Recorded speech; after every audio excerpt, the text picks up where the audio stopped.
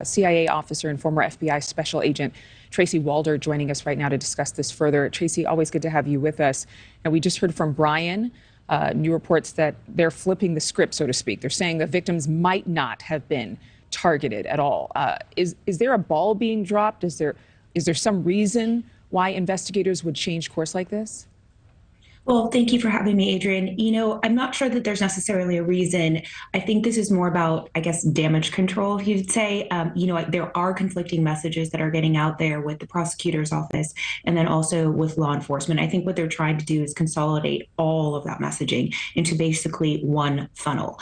I still stand by what I said, that I do believe this is probably a targeted attack, but my guess is the police are trying to walk that back so that they don't have the public sort of forming their own opinions and conspiracy theories. But by being as vague as they're being, it's really leaving sort of a vacuum open for that. But in saying that this is not a targeted incident, what more could they know that they might not be able to share with the public about whoever did this?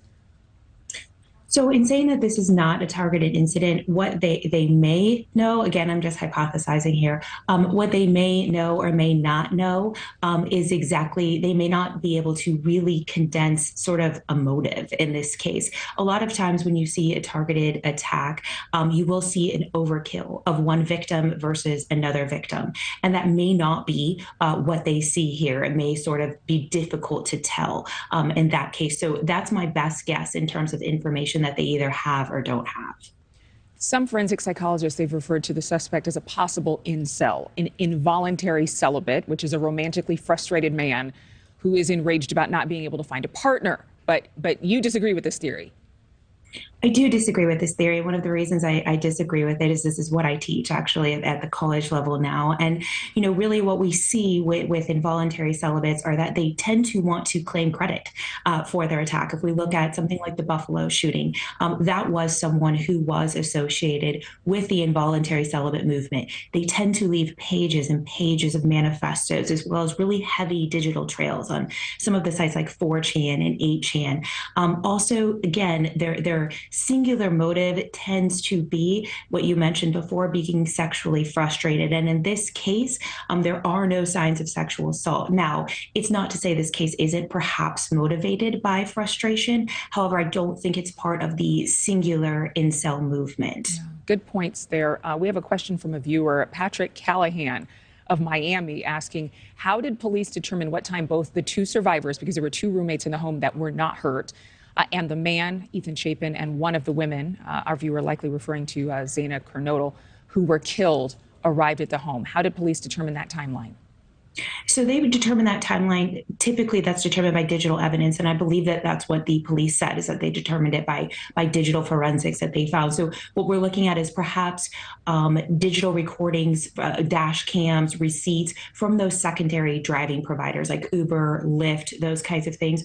Also, that door does have an electronic keypad, and so they probably saw that key code was plugged in at a certain time. Also, they got that through their cell phones, text messages, phone calls, those kinds of things, saying, hey, I'm heading home at this time.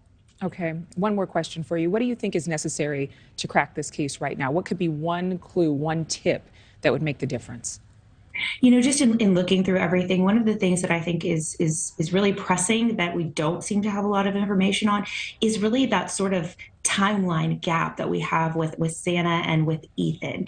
I think that is probably pretty critical in terms of narrowing that down. We don't know for sure that they left the Sigma Chi house at 9.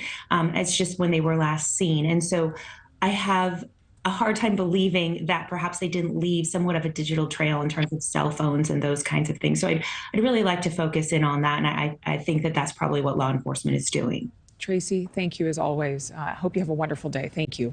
Thank you for watching. Go to newsnationnow.com to find NewsNation on your television provider. And don't forget to click the red subscribe button below to get more of NewsNation's fact-driven, unbiased coverage.